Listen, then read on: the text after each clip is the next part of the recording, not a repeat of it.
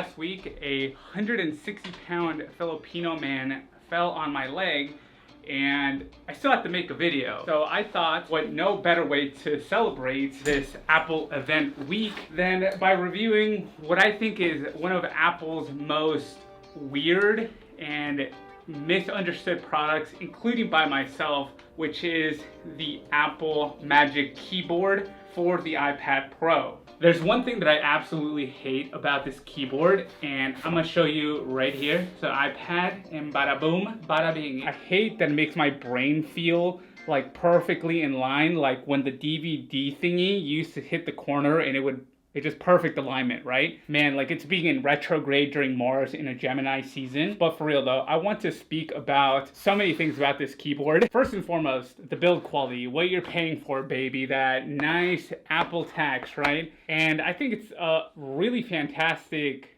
material choice first and foremost. And the reason that I say that is because most people just kind of throw their iPad everywhere that they go. And my kind of gripe with a lot of previous keyboards, for the iPad is that they choose a very water absorbent material. I like the plastic, it's hard plastic, and there's the trackpad at the bottom. It's impossible to deny that this is like one of the best trackpads out there. And for me as a Mac user, what I find the most useful is that a majority of the gestures react in the same manner or close to what I see on my computer. So it just really helps me move through the iPad a lot faster. I can't believe that they put scissor switches on here, and I'm actually not that disappointed in them. They actually feel like clicky for the length of this keyboard. Like if you can see it right here on the screen, like there isn't much distance between the beginning and the end of the keyboard, right? It's not super clicky, but it perfectly works really well for me. I am not someone that particularly uses the backlit keyboard that often, and it's really integrated into the software experience. But what I did notice is that whenever I did use the backlit keyboard, my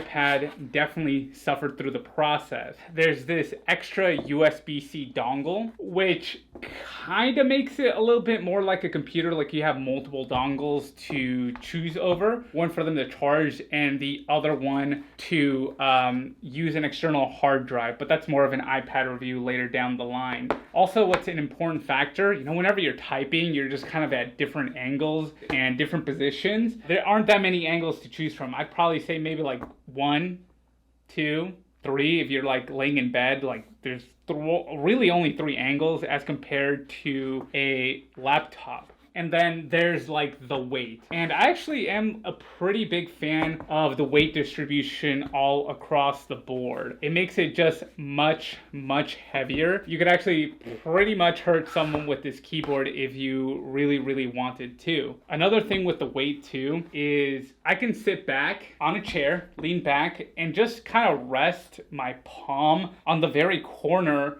of the computer. With a lot of other material choices, I found that either the plastic isn't stiff enough or they choose a material that isn't very stern to lean on. And I don't know if anybody else just kind of does this, just like rests their palm on their computer when they're typing, but I think that the iPad keyboard does that the best. The thing that I absolutely dislike about this trackpad is that Apple couldn't shell out like $1, put a little flap on here so that the Apple Pencil didn't fall. I kid you not, this is like the single reason that I would not recommend this case to people aside from the price.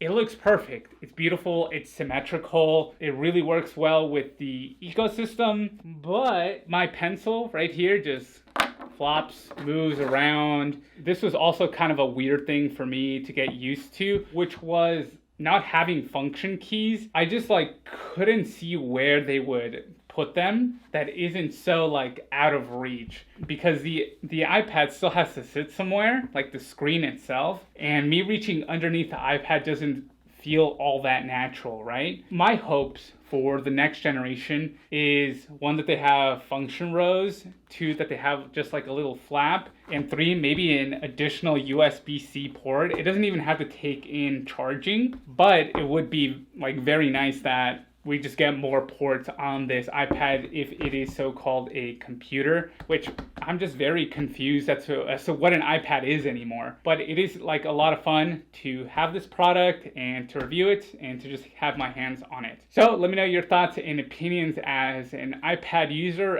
or as a Magic Keyboard user. As always, thank you so much for your time and your attention. My name is Hangos, and I'll catch you in the next one.